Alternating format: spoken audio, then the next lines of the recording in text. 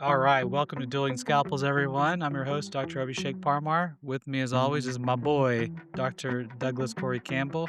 How's it going, Corey? Going all right. How you guys doing? All right, I guess that's okay. Do you think you should come up with like a tagline or something for the next one? Nah, nah. We're gonna keep it dry. We're gonna let you do the taglines. You're the front man. Yeah, I'm the play. No, I'm the play-by-play man. You're the color man. You gotta Oh hype no, me up. You gotta hype things up, and I just come in. I guess it's all right. Well, what are we talking about today? Oh, I know what we need to talk about. We need to talk about your trip to the World Cup. How you blew thousands of dollars to Yeah, see England, Ghana.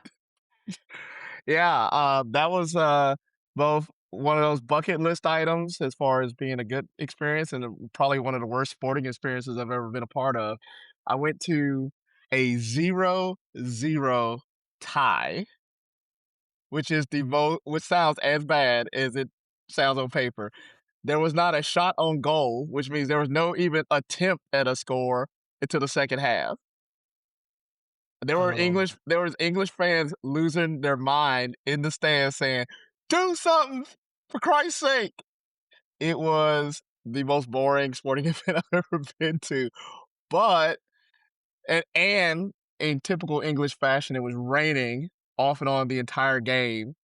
So sat in a wet seat, which is always fun. But the piece de la resistance is that 2 days later, France plays, plays a game. Guy scores a hat trick. It's 73 degrees and sunny. 2 days later. Me and my brother debated on those 2 games. We chose poorly. Um, but is it worth it? Probably not. I mean, it's I don't know. I don't know how you feel about that. I mean, soccer's just not a sport in America for real, so, I was gonna like, all say the you sound like you sounded. I was gonna say you sound like such an American there. Oh, it ended in a 0-0 tie. Some games can be really exceptional in a 0-0 tie. No Um, shots on goals. I'm not this ain't my first rodeo. I would have turned to another channel if it was on TV. That's how boring it was. There's only one other thing I can think of that an American audience would understand. The game of the century. You remember that? mm-mm. The game of the century was a game between Alabama and LSU that ended like 9-6. Oh, yeah, yeah, You yeah. go to that Yeah. game, I don't care how big of a football fan you are, I don't care how much defense you like, a 6-9 ball game is walkoutable. You don't want to be there. You just don't want to be there for that game. That's what a 0-0 tie in soccer is. You got like these superstars like Harry Kane there, and he had like 4 touches on the ball. 4. Oh, wow. That's so Um, sad. And like I said, I'm not the only one. I mean, like I said, being an American, you might think, oh, you have a warped perspective. No, there was English fans there who were mad that they had to cross the Atlantic Ocean to watch this travesty of a game. They were not excited about it either. Nobody was riveted. People sat down for 2/3 of the game because nothing happened, and it was the funny thing about it is though, aside from the game, the atmosphere is absolutely great though. It's a whole different vibe from an American sporting event. There's there's English fans all over. They're already it's like 11 o'clock in the morning. We're drinking pints with these English fans 11 o'clock in the morning. Like that's the kind of vibe it had. And there was a Ghana guy who was like a witch doctor there who was putting hexes on the English team as they played, which was an interesting little twist. I've never seen that at a sporting event, an actual witch doctor putting hexes on people. So Man. the people watching was a 10. The game was an absolute 0 out of 0 for a 0-0 tie. That's what I got. But That's I it. don't I mean, so that's interesting because I asked you afterwards, do you recommend going? Was it worth it? I mean, you paid $1,000 for the worst sport. 1,000 plus. 1,000 plus. I paid $100 to ride a choo-choo train to the stadium, so they definitely got their money's worth out of me. But, I think if you're gonna go to one of these World Cup games, you gotta go to a knockout game where there's a decision. You Sure. gotta go to one of those. Even if that's more money, I think that's a better experience. You're gonna have 2 teams that have something to play for. It is not even if it goes 0-0, there's gonna be some drama at the end with the shootout or whatever, so a 0-0 tie where both teams feel good about it. That's not what you want. Mm, yeah, indeed. Well, so what's going on with you this weekend, Corey? What are you doing? Um, really just kind of taking it easy after that. I'm planning on a family vacation next week, so getting ready for that. But uh, watching a lot more of the World Cup. What are you up to? I'm on call. How's that feeling? It hurts as much as it sounds. Do we need to explain? This is one of those things I wonder we should probably explain. Do people know what call is? I don't think the average person knows what call means to a human surgeon in their mid I 40s. mean, there's other jobs that take call, obviously, but call for surgery especially is especially painful experience. So why don't you go and tell them about it?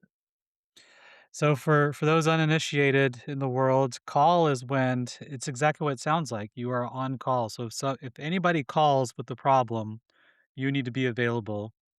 Our call, thankfully, our call used to be a week straight. So you can imagine for a week straight, surgeons from different parts, for me at UAB, surgeons from different parts of the state can call asking for help.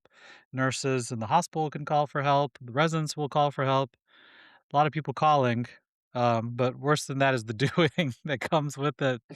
And there's operating, taking care of patients. So literally, um, any emergency you have to be available for, which thankfully this isn't like emergency call for the main hospital. This is for a smaller hospital and other things, but it's still like, I'm at an age where in my 40s, just not getting a good night's sleep 2 nights in a row just wrecks my body.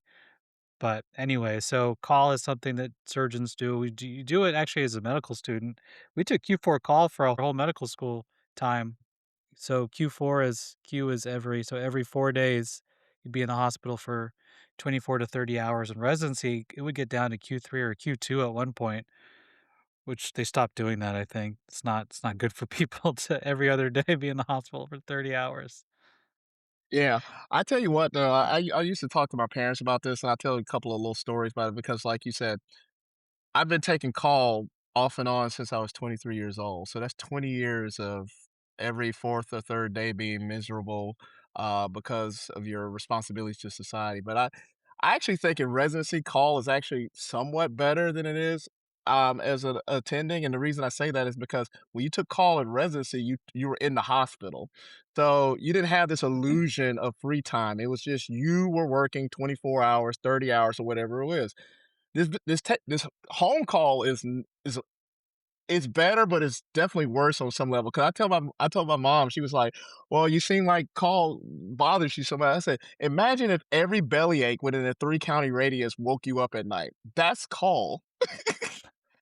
We're not talking about a 7-year-old with a bellyache. We're talking about any person in in a 50-mile radius and you have a bellyache worth talking about, you're gonna find out about it sooner or later. And that's like I said, it's the unknowing, and then it's the idea that the following day you have to act like none of that happened. Like you have to be just a normal human from 8 to 5, like any other person. Even though, and like I said, it's a young man's game to take call, especially for surgery, because sometimes you are called upon to do some very dramatic things with very little prep time, and it can be it can be a little trying, but as you can see, Dr. Parmar has an army of, up and inspiring doctors to buffer him from the actual the I pains. was waiting for you to call me out, and you were gonna call me out on that. You're gonna be like, "Whatever, man. Your call's not like my call." It's true, fine. I was being a little dramatic. The residents are actually the first ones to take all the calls, and then they'll call me.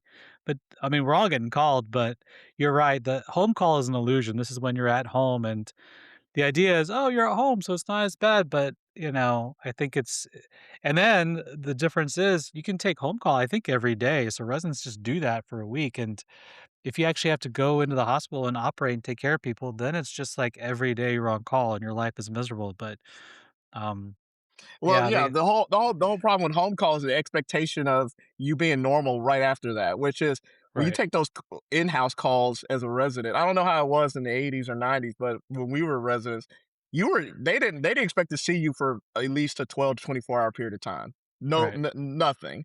So you did have that respite, but I think anybody who's done both will tell you that going home only to turn right around 5 minutes later it's just the worst feeling ever. Right when you get like you get home, you take those shoes off, you crack that fridge open, you get a little Coke in your system, you go get a little snack, and all of a sudden, and then you're right back in it. You're like, God, man, I just got here. Yeah. Whereas So when you're on hospital grounds, you kind of like always in work mode until like the day's over. So like you just kind of live with it. The unknown. I mean, so what was the worst call you ever took in residency? oh man, I don't know. I think there was one time where I was on call on a Friday night in like the summer, which is always the worst because if you don't know this, summer is where all the neophyte doctors come around, and so the number of like check with me calls that you get from everybody below you is double. And then it's the middle of summer, so all the silly things that happen during summer, all the silly accidents, all the silly violent acts that happen, they all affect your call too. And I remember just taking call and having like I was talking to one of my senior guys, and he was like, "Where you been, Campbell? I've been trying to reach you." I said, "I have gotten called 30 times in the last 12 hours. That means every 20 minutes, somebody's called me for something that needed to be addressed. I'm sorry if I'm not I mean, that was the day where we had like, there was a bus accident and had, like, 6, 7 people in that thing, then there was, like, the typical summer thing, like, there was a four-wheeler accident that happened, and, I mean, it was all night, like, and it felt like I felt like I was in a zombie movie. I was just, like, fighting to survive till dawn, like, I was just like, "Stop, stop, stop," but, that's the worst it's ever been for me. How about you? Yeah, mine's actually different. I think you said it earlier, it's that when you're actually busy, I mean, that's just work. Like that's and when you're a resident, poor residents are just like, we don't mind being busy. We just want to learn. I'm like, wow, bless your hearts. That's that's so nice for you. Yeah. But they're just like into it for the learning, and that's kind of how I was. So my worst call was I was covering cardiac, and we're just taking call, and I just remember you just sit in this little room and kinda nothing happened, and there was a cardiac ICU you would cover and check in on, and, you just, like but they would expect you to be there, like, every 3rd night, and so you just sit in the little call room, and I just remember sitting on the computer, like, you know, just, like, watching videos and doing nothing and reading, and just it was just so awful, like, I can there's, like, real miserable things in your life, you have a lot of clarity in your memory of what it was like, I can tell you exactly how painful it was, so for me, that was the worst part 'cause those people hated it. They hated being there, they hated training residents. I was like, "Alright, I'll just sit in this little room for a Yeah, month definitely. every other night, every few nights." So anyway, I'm on call and it's alright, but the other thing about call is I don't mind operating and staying awake, but the most painful things about call is just phone calls, just like, "Hey, we got this thing to deal with at 2 in the morning and we'll send it over," and nothing happens. Like, again, it goes to the psychological part of it is worse than the physical part of it. Like you're just psychologically being broken because I got woken up at 2 a.m. for just a phone call for something that has nothing to do for 4 more hours, and I have to go back to sleep now and think about that versus just operating all night and doing something and doing what you actually like, you know? Well, the thing about those middle of the night calls is that there's such a you don't know exactly what's gonna happen based on what you said and what you heard, and you just have to wake up the next morning and be surprised by how it all played out. Like, you say, "Did I say that?" Or, "I thought I said this." There's this twilight area where you know about a story, but you don't know if you don't know enough about the story because they didn't tell you enough about the story or because you don't remember enough about it when they called you at 2 in the morning about it. You just wake up in the morning, you're like, "Hey, man, why is this guy's hair yellow?" "You told us to bleach his hair." We did it." I was like, "Did I say bleach his hair? Did I really say that?" Like, there's a twilight to all this stuff in the middle of the night where you're like you Uh, you just don't really know if what you're saying makes sense or if the person on the other end understood exactly what you meant by what you said. Like, because like both your guard's down, right? You're like, this guy's telling me a story. This is what I think is the safest thing to do. And then the next morning, whatever happened, happened, and you have to live with it. I mean, his hair normally is bleached in the morning. yeah, exactly. They shaved the whole guy's head and they thought it was what you wanted. I mean, nothing like that ever happened, but it's always middle tier stuff too. It's never really upper tier emergencies because those you get called in and then the adrenaline pumps and you go. It's always like some weird like it could have waited, but maybe not, and now we're gonna ask about it.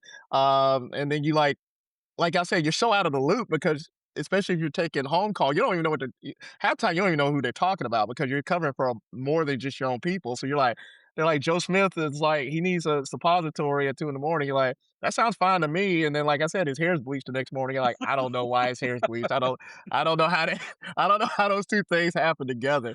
Um, It's so and true. I I actually have a really funny story about that. So I remember so when you're a resident, you do all the work, but the attending is the one who ultimately makes all the calls, right? They're like kind of the generals. So I remember one of our attendings, she was such a stickler and everything, whatever you said, whatever plan you had on the patient, she'd always be like, there's always this like whataboutism, like, what about this? What about that? Like, and then in the end, you would just do what you'd said in the first place. So it's like, why do we even have this conversation? So, but what I realize is because she's a middle-aged person like I am now, is that if you waited later into the night, like around 2, 3 in the morning, her capacity for handling and talking about things just dropped significantly.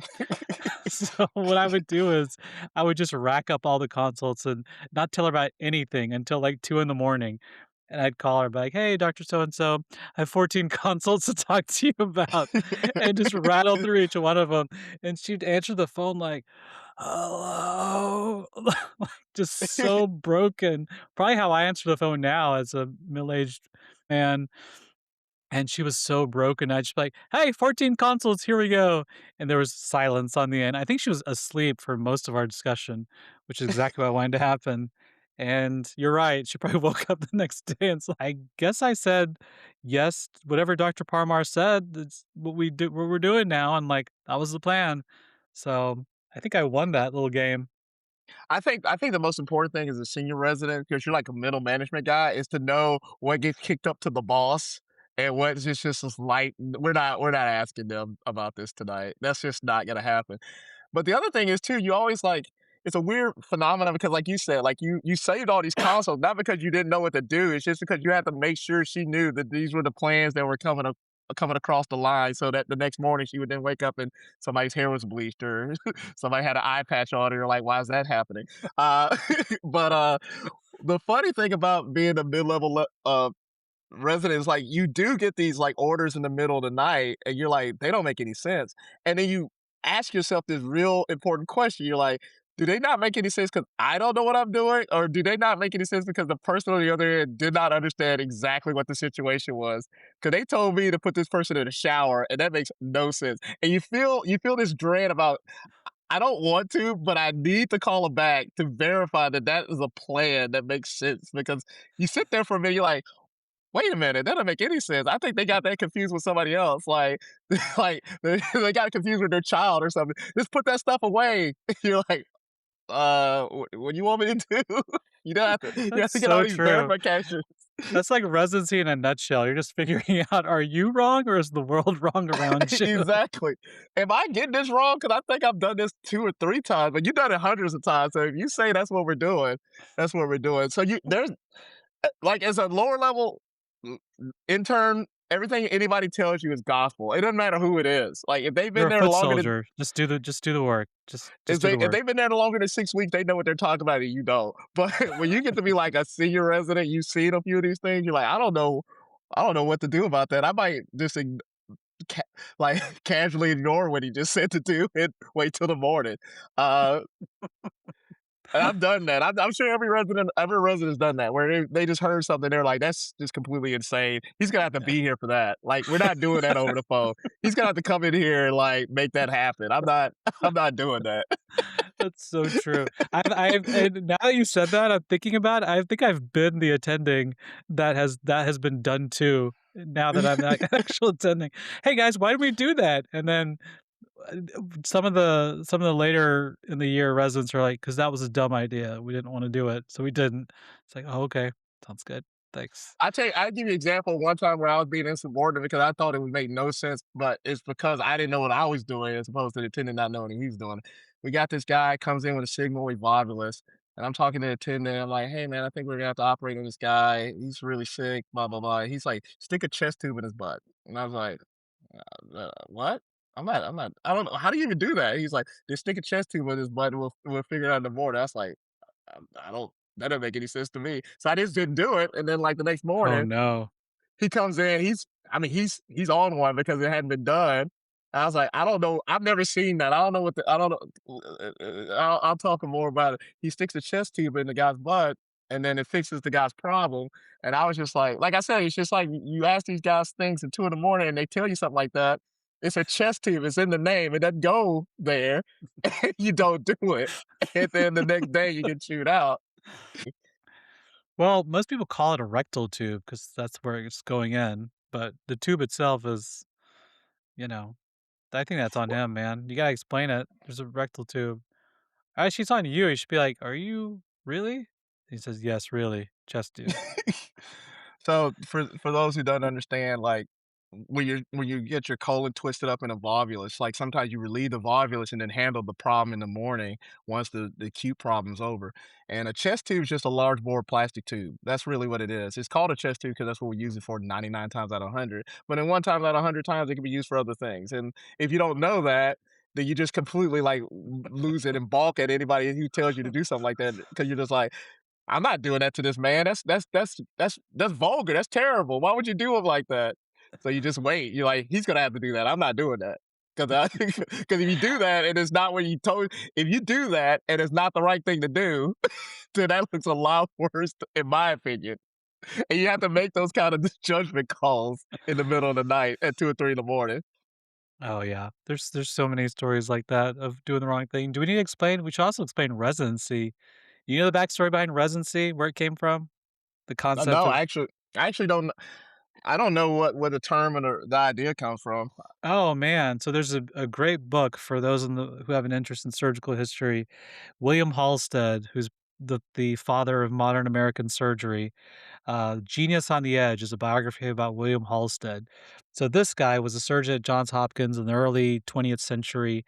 Um, huge advances as far as surgical technique. The Nick, I think the Nick is kinda isn't loosely based around him, TV show on Max. I think it's like the Nick is a conflagration of a bunch of surgeons, but anyway, William Halsted was probably responsible for the current structure of modern residency as we know it. He came up with the idea that the way we train surgeons as an apprenticeship is not standardized, it's not rigorous enough, doesn't work. So everyone needs to do a residency. And he meant residency in that, a residency is a place where you live. Surgeons who want to become real surgeons need to live in the hospital to train. That was the only way to do that. And it wasn't time based like it is now, 5 years. But you just stay in your residency until you're good enough to operate by his standards. So that could be 8, 10 years, whatever it took. It's of course has led to, people being just absolutely phenomenal surgeons because if you can do that and function like we're talking about for hours on end and you operate that much, I mean, you're gonna be good, barring any major problems with your eyeballs or your hands. The problem with the system though is that William Halsted was a cocaine addict. And so he did so much cocaine that eventually cocaine wasn't enough. He had to switch to morphine. So he'd give himself morphine, opium injections, and all these things. So the foundation of modern American surgical training, all training actually, is based on a cocaine addict's day to day life schedule, which is never sleeping at all and being just completely coked out of his mind. Yeah, if you're gonna base your whole training system on a coked out perfectionist, you're gonna get some problems. Like that's not a sustainable solution to It's your not situation. sustainable. It took him 100 years to figure out, "Wait a minute, guys, let's pump the brakes on this." It was kind of like around our time of training is when, like, the shifts really started changing, but even then, like, I remember working 130 something hours a week, like, in residency, but it took him 100 years to be like, "Hey, guys, maybe this is a bad idea. The cocaine addict is not the one we wanna be like." Yeah, and honestly, I don't know how many good habits you learn hour 90 in a work week. I don't think you learn any good habits. You just learn how to make the corners you cut look like squares. Because you're just like, I mean, if you work that much, man, and like I said, I'm not making it like we had it worse than our forefathers. The people before us definitely worked longer hours and were under a lot more stress, Except and there was kids probably today, man. Kids today don't have it like us, man. there probably wasn't any guardrails. I mean, I'm sure residents before my time were physically and verbally assaulted on a regular basis. So I'm not saying it was easier, but I'm saying there's not the whole point of this is to train some guy to make him better to learn. And I don't know if that's the best learning environment there is. Like, it's just what are they learning? I mean, it's just volume, right? I mean, I always tell the residents, they stress out all the time about, am I gonna be good? Blah, blah, blah. It's like, yeah, you'll be fine. Yeah, you're gonna operate. Like, just operate. I mean, if you operate enough, I think anyone is good, right? It's the whole Malcolm Gladwell, 10,000 hours or whatever it is. Like, it's just, if there's a clear volume outcomes relationship to all the stuff you do, even if you are like tired at, hour 90, um, but you're exactly right, clearly it's just inhumane and wrong. Once you're beyond a certain time of like focus, like if you're concentrating, there's only so many hours of the day you can be in that zone before it just slips. And I think the realization of that took a century to realize that these guys were slipping. Like Yeah, they weren't as Libby sharp. Libby Landmark Lodge. You know about this one? Mm-mm. Why am I the knowledge guy today? You're the one that's supposed to know all this stuff. Hey man, Libby you got it today, man. You're I running with it. guess. I didn't even do research for this podcast. I just showed up cold. I was like, "Let's talk about some stuff." Yeah, Libby Zion was a woman who died. She was, like, 19 years old. Um, Poor young woman, was a freshman in college, and she took some antidepressant. And anyway, she's the daughter of a lawyer for the New York Times. So, she went to the hospital because, she was having, like, a flu-like ailment. She was just, like, kinda tired or something, and so there are these interns and the second year, they couldn't figure out what was going on, so they just thought, "Oh, maybe just reacting," so they just, threw some drugs at her. They were covering dozens of other patients, and so one of the residents went to sleep. Zion didn't get better, she was more agitated, so, like you were saying, kinda halfway in her sleeps, she just ordered some restraints and some Haldol over the phone, but apparently had some horrible reaction to Haldol, had temperature of 107, and Oh then wow. died, arrested, and so apparently she had a serotonin syndrome, and all the things they did kind of led to her arrest, and so it became this huge ordeal, bunch of trials. They were, like, indicted and all these things for What do it's you tragic, but somebody talked to me about this one time, and they were asking me a question about new doctors and new residents when they come in July, and I told people what I'm gonna tell you. I want your take on this. I said, "July is not the most dangerous month of the year. It is September and October when people think they know what yep, they're doing, and they really don't know what they're doing. The yeah, first 2 oh, months, yeah, everybody's watching everybody. Everybody's double checking everybody. August, September, that's when the guy says, "You know what? I feel good about this. I'm good." And then it's just yeah, like complete disaster. yeah, oh, 1,000% agree. Yeah, I mean, right now, like, I didn't even talk to my interns, sorry, interns, but they have nothing for me. They're not gonna know what to do. They don't know what's happening. Like, right now, it's the beginning of the year, and they are not the person I'm going to for any problem. I'm going to my senior resident who's been there for 5 years, and anyone else can, you know, do something, order a Tylenol, but that's it right now in July. You're Yeah. exactly right. It's this false sense of security where everyone thinks they're really good, know what they're doing. September, October, without fail, it's when bad stuff happens. So let's say you had to have an operation, I don't know, like an inguinal hernia repair. Would you be okay with a resident involved in the case? Yeah. Let's be real. Yeah, listen, I mean, there's a certain like I said, there's a certain amount of, understanding with that, like, if you're talking about a hernia, I mean, yeah, man, inguinal hernia. Oh, wait a minute. So do you qualify it by case? So what if it's something complicated? What if you need like a Whipple or something? Whipple is a big, major pancreas surgery. Well, hey, man, if a Whipple I'm thinking I'm getting that in February. I don't January, February. I'm thinking I'm getting that case in January, February, where No, but you're everybody's okay seen with the resident? I mean, why you do this to me? Why you make me the bad guy? Oh, well, so here's my thing. So, I mean, I deal with this, like, a lot, actually, and it's funny, I feel like I don't have data for this, but I feel like it's actually other doctors who train residents who ask me more often than not, "Can there not be a resident in the operation?" You know?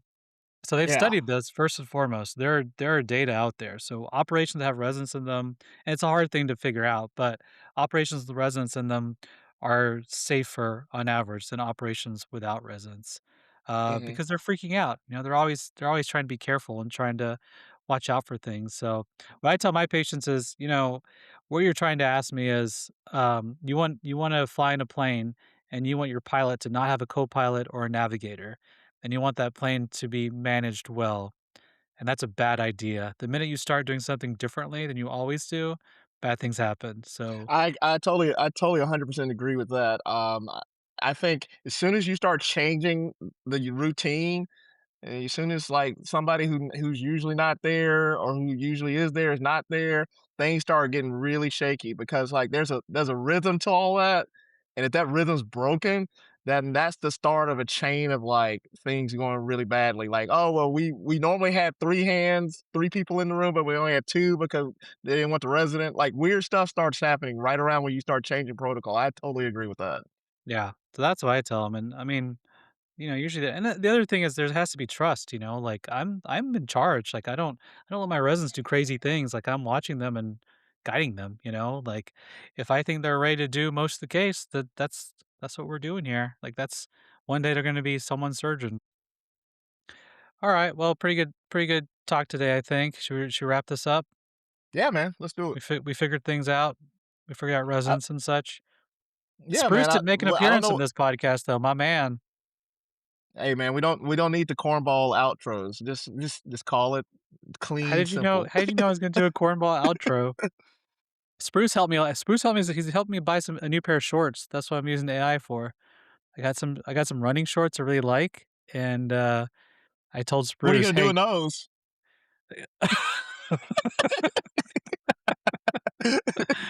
Hilarious.